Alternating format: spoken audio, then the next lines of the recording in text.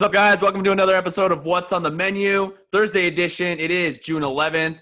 Dale, how are you today? I'm doing well. Not as crisp as I've been the last couple of days. Still pretty crisp, but it's getting better.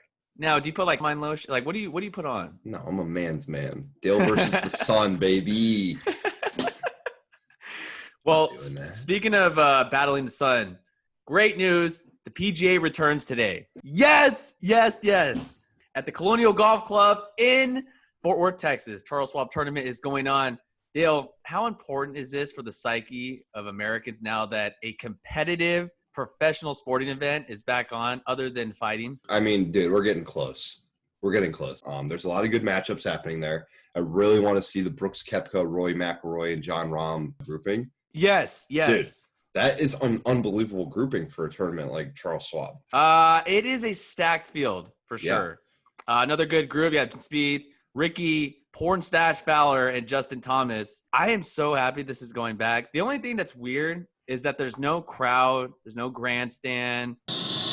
There's no corporate tents. I get it, but for these bigger names that when they tee off, I like this. I like the gallery. I like when they talk shit to them. I like sometimes when they get the golfers so flustered that they have to retaliate back. The only big name that's not in this is Tiger Woods. I mean, considering 16 of the top 20 best golfers in the world are in it, I am so pumped. God, I cannot wait to sit on my couch and watch this. It should be a good weekend for it. And on top of that, I received Hulu Live last night, so I can watch it. Ricky Fowler is supposed to be the only mic'd up player today. We've talked about before with the NBA. Do you wish that golfers could be mic'd up so that we can hear them talking shit to each other? Dude, mic up every athlete. If you don't have fans, mic them all up. Yes. Sell that experience. I will pay more for that experience. I'm sure most fans would pay more for that experience. Mic them all up. Stacked field, as we mentioned, did it before. Yeah. Dale, before we put a bow on this, gambling men, we have to. I had to get my fix in somehow. If you're going to place any money on a player winning this weekend, who do you got? I think I'm going to put money on some Brooks Koepka action. 21 FedEx points. He's had some time to recover from a little knee injury. He's got a big stash going. It actually looks really good on him. Filthy stash. Yeah, I feel good about Brooks this weekend. Dale, you were at the beach yesterday. I was. So the color looks great on you, by the way. Keep it up. You. I like it. You're getting a nice glow. We'll get there. There might be some other fighters that are going to have some nice glow. What is some news you're hearing? Dude, so Fight Island, Yas Island, Abu Dhabi. The UFC is going all out for this. Dude, July 11th is the first card. And the first card has 2 headline fights already scheduled that I cannot wait for. Kamaru Usman versus Justin Burns, and then Jose Aldo versus Peter Yan. Those 2 fights I'm so excited for, especially the bantamweight fight. I'm not necessarily the biggest Aldo guy, but I like Peter Yan's game a lot. And I think that fight's going to set up a lot of fun future fights for the bantamweight division. So Dana White, give the man credit. He is really setting himself apart from other presidents and owners of other sports leagues. I mean, this man got a fucking island and decided, hey, you know what? I want to create a safety zone or basically 10 square miles of arenas, hotels, and training facilities because he's smart and he's still playing towards COVID and practicing safety protocols and all that. Another great thing, too, there's a lot of international fighters that are unable or find it extremely difficult to get any sort of access into the United States because of, the virus. Right. And our law officials are making it extremely hard for other, people from other countries to come in. For him to accommodate for those fighters, because he's trying to grow this brand, making it an international sport. I absolutely love it. I think this is hilarious. I mean, the fact that you're on a fucking island, that just I was watching his creativity. Yeah, and I was watching a lot of videos on this last night.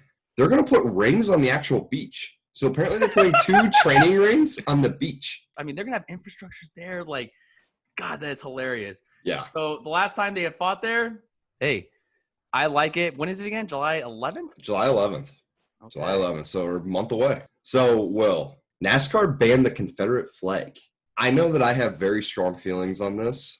How about you? Ditto. I have extremely strong feelings. Look, Yeah. I think this is great. So Bubba Wallace, the lone African-American race car driver in NASCAR, really took a stand towards this. They had raced yesterday at the Martinsville Speedway in Virginia. Look, for him to take this stance, I think this is great. And I think it's even better for NASCAR. NASCAR wants to be inclusive, and raising that flag, and some of the fans that have had that in the grandstands, at the tailgates, and flying around their SUVs, what the hell? No, that's not inclusive whatsoever. And I thought the fact that the Marine Corps and the Navy banning any display of it, whether it's on a vessel, a government vehicle, any sort of public display, they're taking it down. I think this is a great move. I think we're making serious movement. Now, there's a lot of fans pissed because that's their culture. I mean, NASCAR has been around 72 years. So the fact that it took this long, I think they're making movements. Yeah, I agree. I think that it's extremely smart of NASCAR. My only question is, why not sooner? Yeah. You know, like there's a lot of things that happened in our nation's history's past that should not be a part of our future. You know, just because it happened in the past doesn't mean that it should be a recurring history lesson. Yeah. We got to keep moving forward, keep getting better. And this is a good step for NASCAR, but there's still a long way to go. So drivers all around NASCAR are supporting this move. Guys like Denny Hamlin has spoken, said, hey, you know what? We're for this. Yeah. You've seen some of the racers take knees before a race. You know, this is still in wake of the George Floyd unfortunate death that happened. I mean, it seems like forever ago, but it was only 2 weeks ago. Yep. So I think this is great, specifically for the entire sport. This is taking that next step.